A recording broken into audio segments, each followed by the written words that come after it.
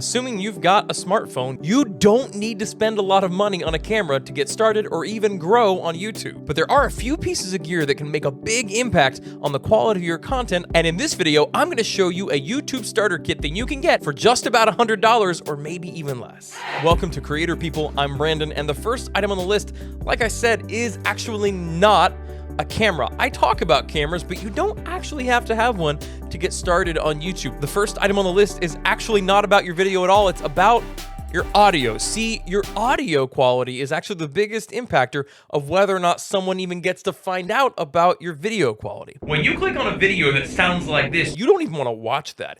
It just messes with your ears. And even if you don't think about it consciously, it makes you not want to stick around. When the audio quality is crisp and clear, it makes a big difference. So the first thing you should be investing in is a microphone. And that can be as simple as something like this. This mic that right now is on sale for only $17 will plug into anything that takes a 3.5mm jack. Now I know, like, no phones have those anymore, but the adapters are dirt cheap. And if you want to get one that plugs right into your iPhone, for instance, because you've got Lightning and not even a USB-C, then for not a lot more, you can still get a mic. Now, this is a lavalier mic. What this does is runs up inside your shirt or around your back, and it clips on your lapel or an undershirt or something like that, so the mic stays close to your face. And this helps to minimize a lot of the sound being picked up from everything else in your environment. All that white noise and static you hear in bad audio quality usually comes from like fans and air conditioning, both of which I have running in my house right now, but you can't tell because I've got a great mic.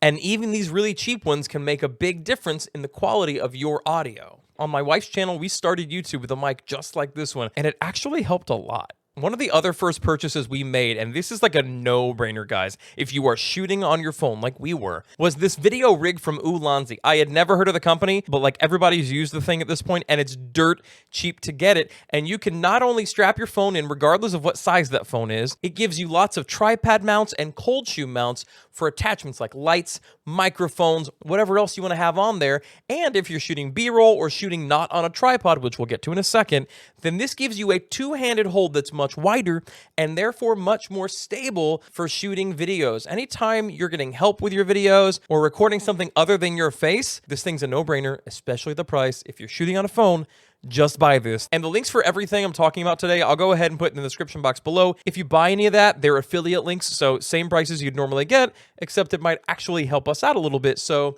thanks in advance.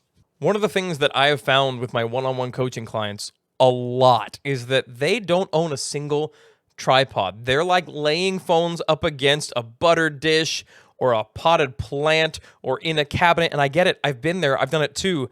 But guys, having something you can set your phone up on to stabilize your video makes a big difference. So if you're just getting started, I also think you should get a cheap tripod. This is basically the same model we got, our very first tripod.